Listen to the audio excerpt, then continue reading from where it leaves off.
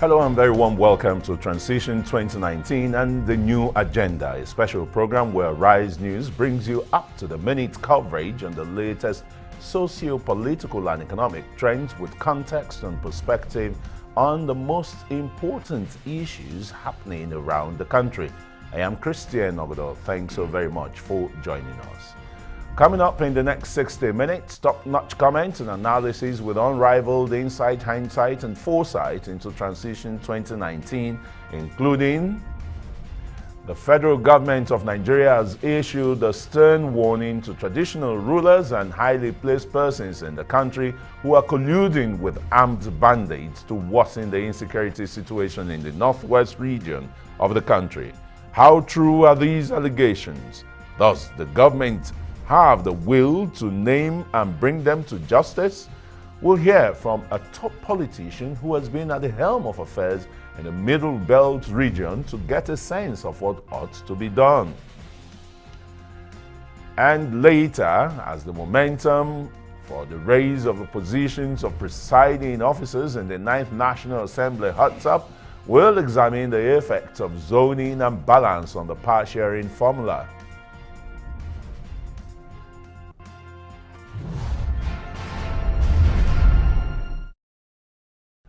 There is a clear indication to show that Nigeria is not winning the war against insecurity.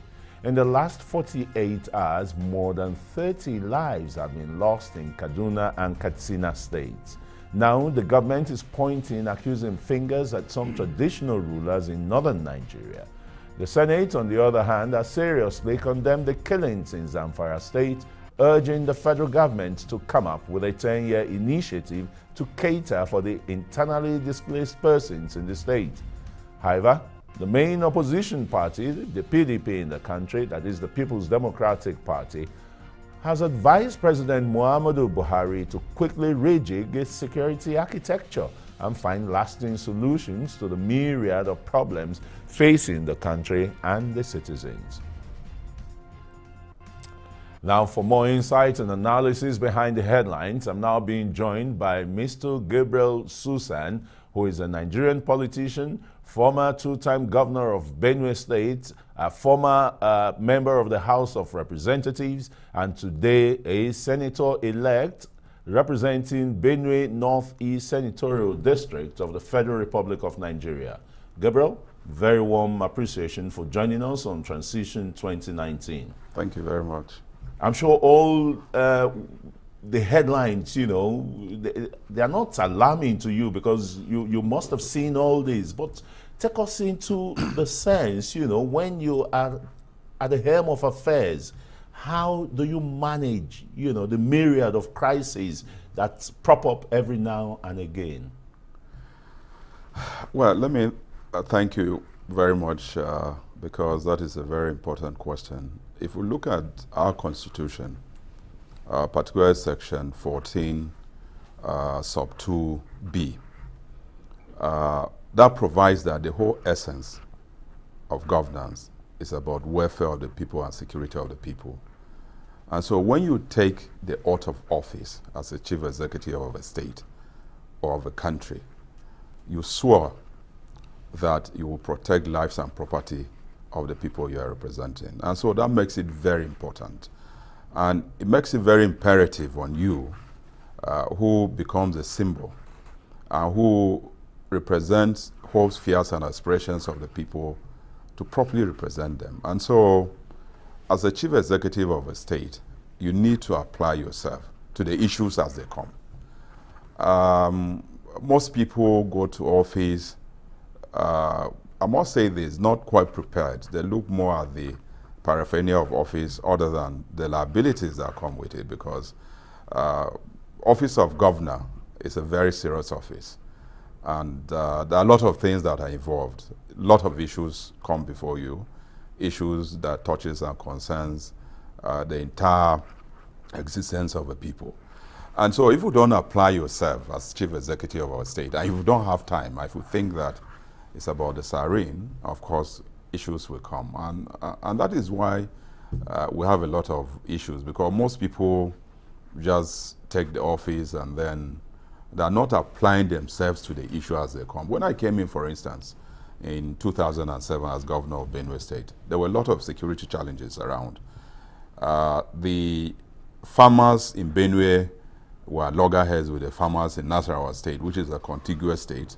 The farmers in Taraba State were loggerheads with the farmers in Benue, the whole contiguous state. Ditto for Cross River and Ebonyi State. Yes. So Benue State was more surrounded by this crisis when I took office. What I did first was to sit down with my colleagues. I used to, like go to Cross River, sit down with the governor then, Taraba, the same thing, and Cross River. And we will select a venue and bring the locals to come sit down with us. And when they see their leaders seriously addressing those issues, they were able to, that resonated with them. And that calmed down. Frayed nerves. So for the 8 years that I spent there as governor, we never had issues of state-to-state conflict. What came later was these herders and farmers towards the end of my tenure. And so if you are chief executive of a state, whether it is state or national, you must be proactive and you must apply yourself to the issues as they come. Otherwise, it gets compounded and then it becomes very difficult to solve. Yeah, like it's really compounded now. Would come to Benue State and, the leadership you gave there and how crises were resolved. But let's look at the federal government issuing a statement through the Ministry of Defense and the Defense Minister actually stating that traditional rulers are involved in aiding armed banditry in Zamfara State and other parts of Northwest. Is that not bespeaking of the role, office of the traditional rulers? How can they be aiding the killings of their people? For what essence? Well, I would put it differently. I wouldn't say that people who are supposed to be custodian of our tradition and values will engage in such dastardly act.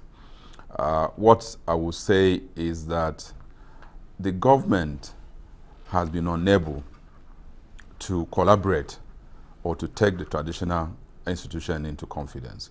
It is absolutely very important. I had experience. When I came in, I discovered that internally, there were internal crises, not Benue State and another state.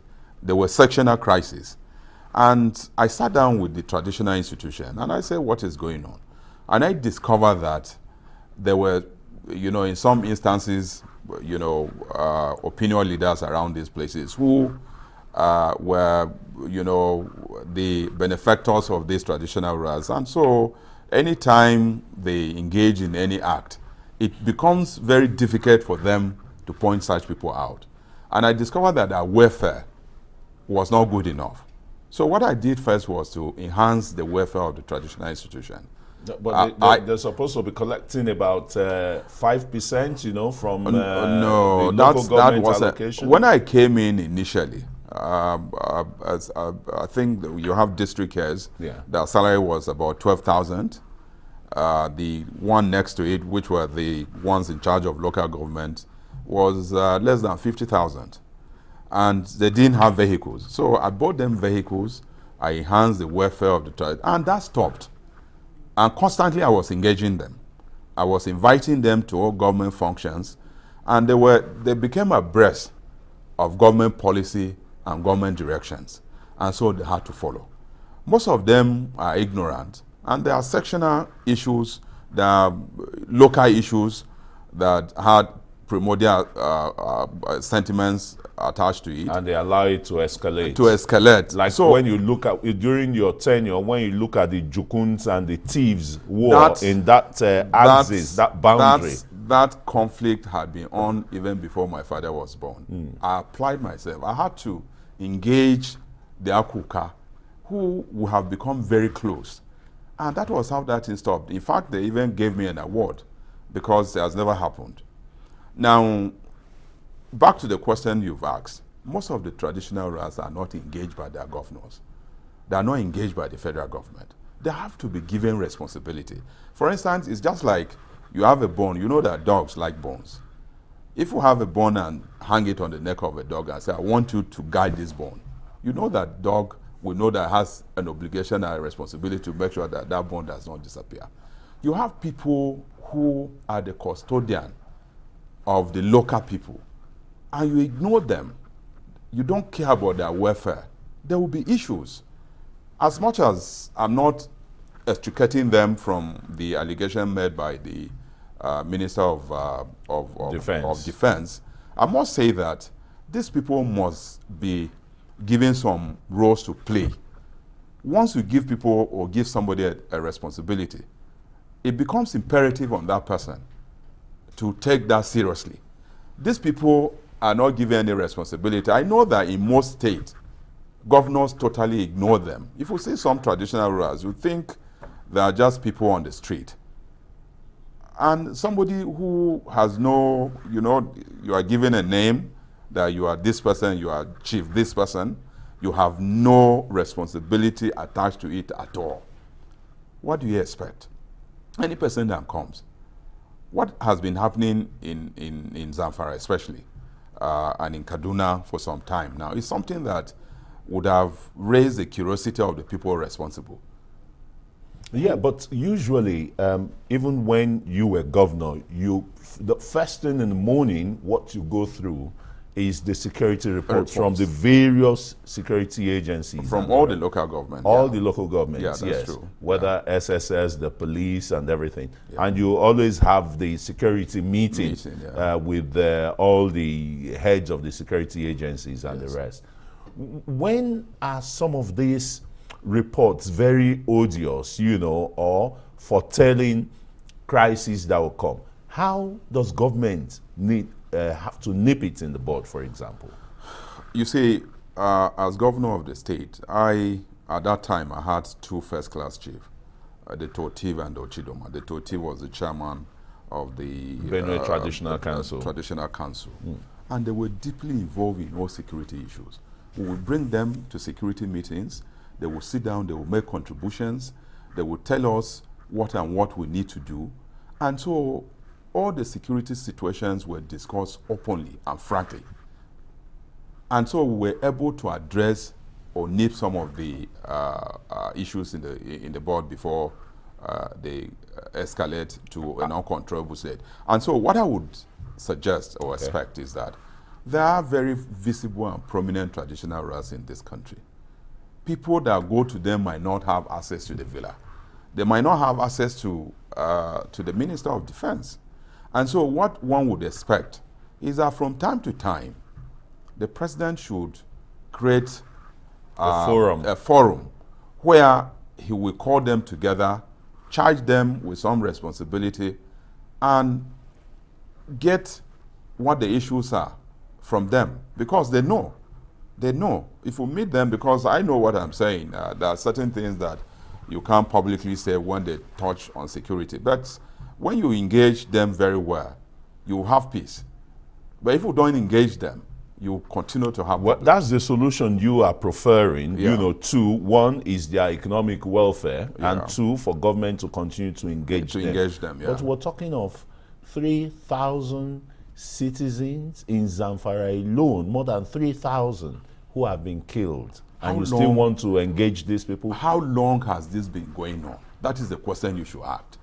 And I say that Section 14 of our Constitution, Section 14(2) sub 2(a)(b), state that the essence of governance is for the welfare and security of the people. So over 8 years, even more than that in Zamfara, this has been going on. What has the government of Zamfara done? What has the federal government done to address it? But you know that, and so it is not just to sit down and blame an institution of people who don't have the instrumentality of power. These are people who are just there. If you don't go to them and say, look, we're having issues here, this is within your domain. Because let me tell you something. All the bandits, all the criminals within the community, you have district head, you have first class, they all know them. but you must engage them, protect them, because most time they're also afraid for their lives and lives of their families, because these are hooligans basically who they're don't mind outlaws. they're outlaws. And so if these traditional rulers don't have a sense of protection, of course they will not be able to give any information. More so that in most time when you meet people, they tell you that if we give this information to security agencies, they go back and tell the criminals, who will in turn come back and hit them, and hit them back. And so yeah. these traditional rulers must also have a sense of protection for them to be able to stand out and say, look, these are the people who are involved in this act. If we don't do that and we just blame them, I don't think it will addresses anything. It will come to nothing. They must be involved. And then those who are deliberately engaged in this must and have to be arrested. There are some that are deeply involved. Even when, I was governor, I had a few of them who were involved, who, in fact, one of them from Benue was even picked up by the Taraba state government at that time, a district head. And I had to intervene. And I discovered that the man was deeply involved in what was going on. So you have some that are deeply involved. Such ones must be prosecuted by law. But you can't just be making statements and saying that these people are involved when nothing is actually done to address the issue. Yeah, in addressing the issue, I mean, you're coming back to Parliament again, to the National Assembly, this time at the upper chamber, the red chamber. Would you be advocating, a constitutional review and give traditional rulers a role, maybe as happened pre-colonial and post-colonial, before the interregnum by the military? It has been a very contentious issue over time, but I seriously think that you give them roles where they'll be useful, especially on these issues of security. You are not making them, we are not giving them authority to operate as government, but you're giving them certain responsibility so that they also have a sense of belonging. That is very important. And so I would suggest that we can look at that. And at this critical point in time, there's a need for us to look at the role of the traditional institution and try to find a way of incorporating that in our constitution so that we can hold them accountable. Now, if you don't give me responsibility, how do you hold me accountable? You just appoint me as a traditional ruler overseeing people, just collecting stipends, and then there's no responsibility that is by law, because there has to be responsibility by law, binding them. That is the only way we can address this issue. And I think I agree that we can look at that as part of the constitutional amendment, as part of the solution to this whole thing. Yeah, constitutional amendment has been going on for 20 years of democracy now, and nothing significant has been really achieved. It has gobbled billions and billions of naira. When you were in the House of Reps, you know why? Yeah, because people have not been sincere. People tend to look at constitutional amendment as something that they can address their own personal problems, and there is some level of subjectivity in the whole thing. People are highly subjective in the way they look at constitutional amendment. If I'm in the National Assembly, for instance, I give you an example. Yes, I'm a beneficiary of that, but then you know that in this country, elections, the sequence of election was from bottom to up. Yeah.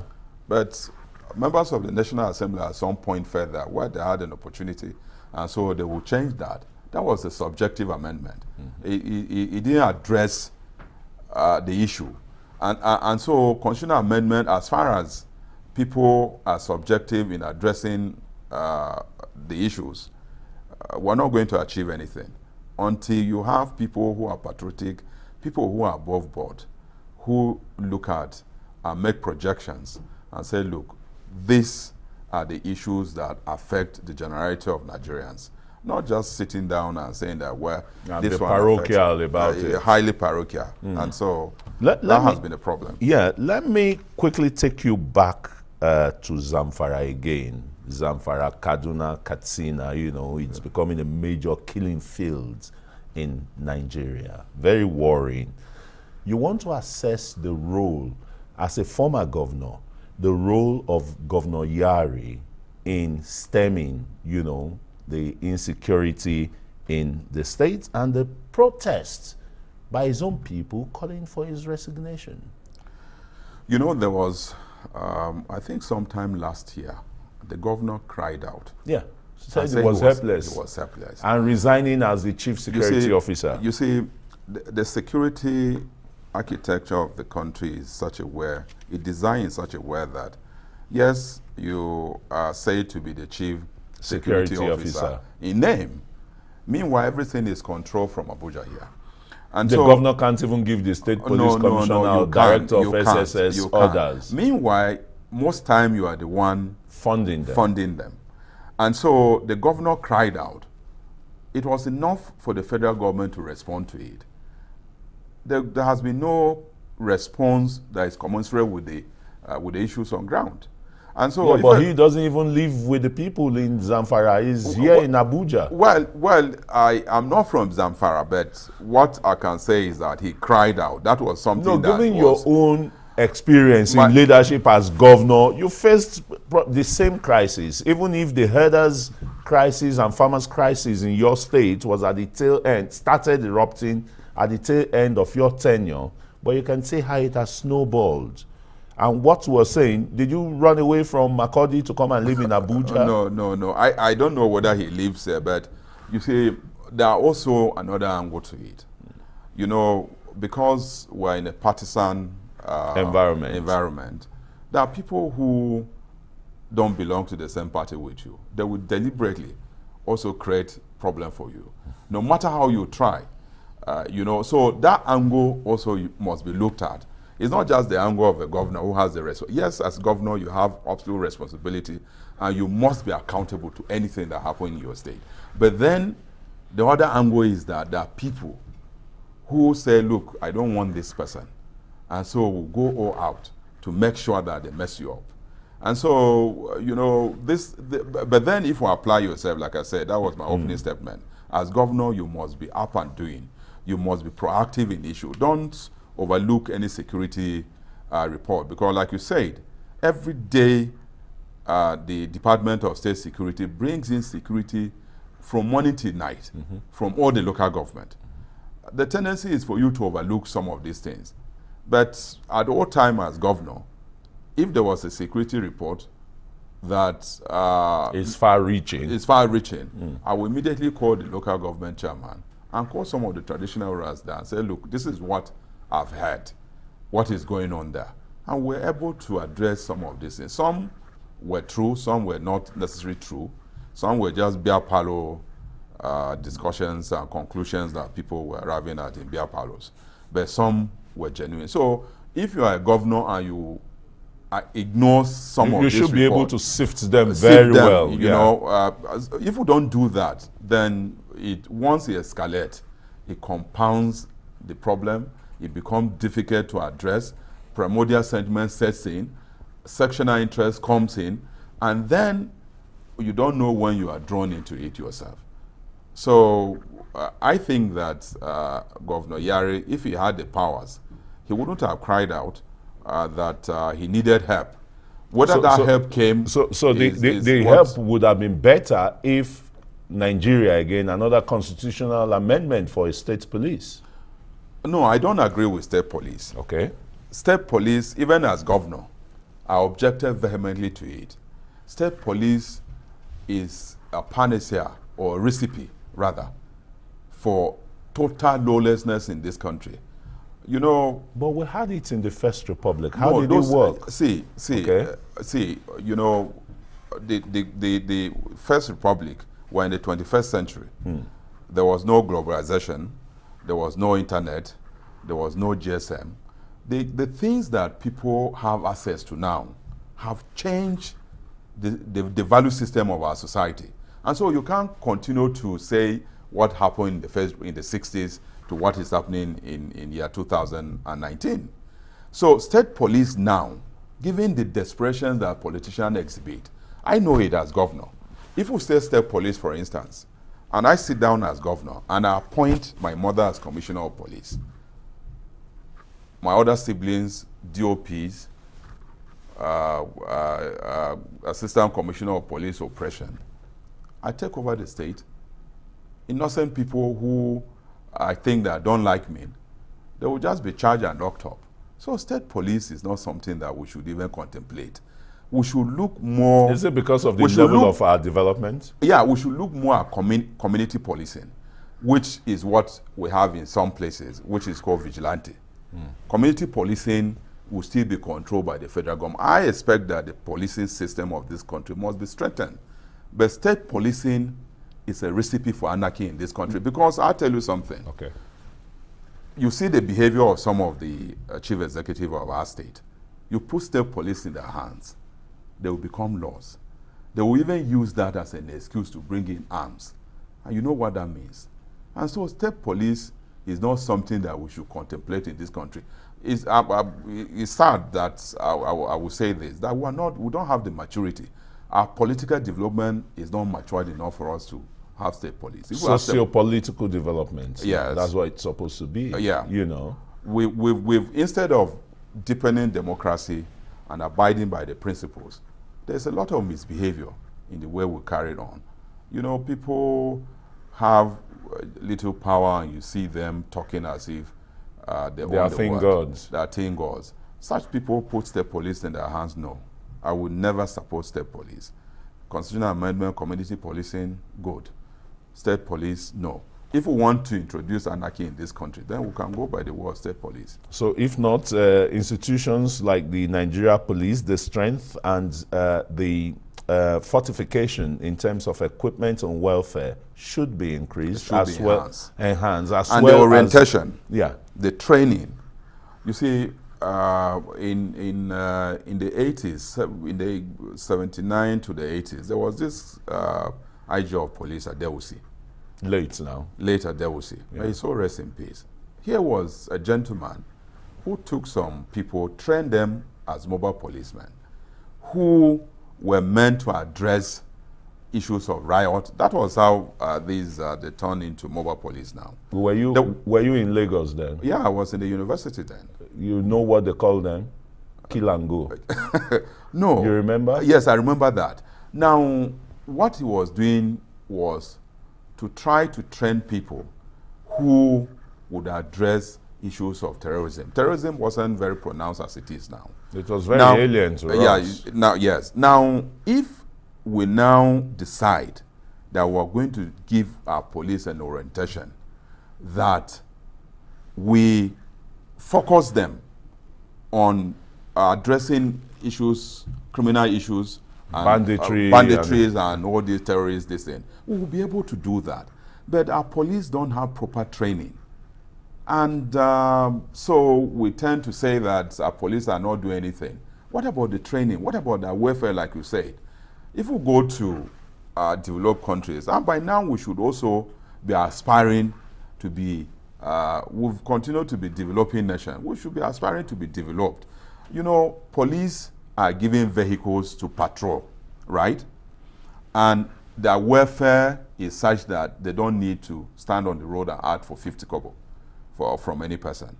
And they are focused on their job. That is what we need to do. Once we do that, this issue of state policing, which will breed anarchy in this country, will not be raised by anybody. It is because people are feeling a sense of insecurity. That is why people are agitating for state police. But state police is a recipe for anarchy. It's not the answer to insecurity in Nigeria. Okay.